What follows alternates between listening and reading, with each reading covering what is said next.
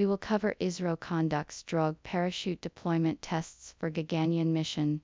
Overview, test location, purpose, drogue parachutes, test scenarios, milestone, and parachute sequence in this video. ISRO DRDO के सहयोग से Gaganyaan mission के लिए सफल रोग पैराशूट डिप्लॉयमेंट टेस्ट का आयोजन किया, जिसका उद्देश्य अंतरिक्ष में और से अंतरिक्ष में अंतरिक्ष यात्री की सुरक्षित परिवहन सुनिश्चित करना था।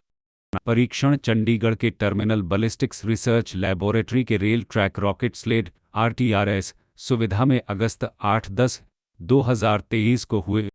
इन परीक्षणों का उद्देश्य ड्रोग पैराशूट के प्रदर्शन और विश्वसनीयता का मूल्यांकन करना था, जो चुपचाप इनाम को स्थिर करने और पुनः प्रवेश के दौरान इसकी गति को सुरक्षित स्तर पर कम करने के लिए महत्वपूर्ण है। ड्रोग पैराशूट मोटर्स के रूप में जाने जाने वाले पेरो आधारित उपकरणों में पैक किए जाते हैं, जिन्हें हुक्म पर हवा में छोड़ने के लिए डिज़ाइन किया गया है। ये कोनो रिबन टाइप के पैराशूट हैं जिनका व्यास 5.8 मीटर है और वे एक स्टेज रीपिंग मैकेनिज्म का उपयोग करते हैं, जिससे छाता क्षेत्र को कम किया जाता है और खुलने की झटका को कम किया जाता है। इससे सूक्ष्म और नियंत्रित गिरावट होती है। 3 व्यापक परीक्षणों ने वास्तविक दुनिया की स्थितियों का अनुकरण किया। पहला परीक्षण अधिकतम रीप्ड लोड का परीक्षण किया, जिसमें भारत में मोटर डिप्लॉय किए जाने वाले पैराशूट में रीपिंग का परिचय किया गया। दूसरा अधिकतम डिसरीव्ड लोड का अनुकरण किया और तीसरा ड्रोग पैराशूट की डिप्लॉयमेंट का अनुकरण किया, जो मिशन के दौरान क्रू मॉड्यूल द्वारा अनुभव की गई अधिकतम हमले की स्थितियों का परीक्षण करता है।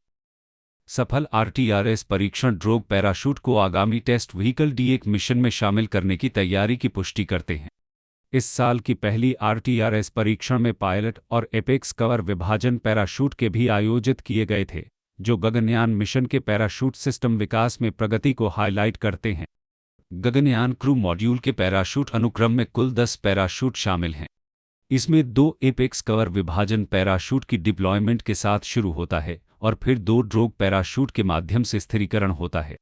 मिशन फिर निकालने चरण में बदल जाता है, जिसमें 3 पायलट शूट्स 3 मुख्य पैराशूट को व्यक्तिगत रूप से निकालते हैं, जो सुरक्षित लैंडिंग के लिए क्रू मॉड्यूल की गति को कम करने के लिए महत्वपूर्ण है।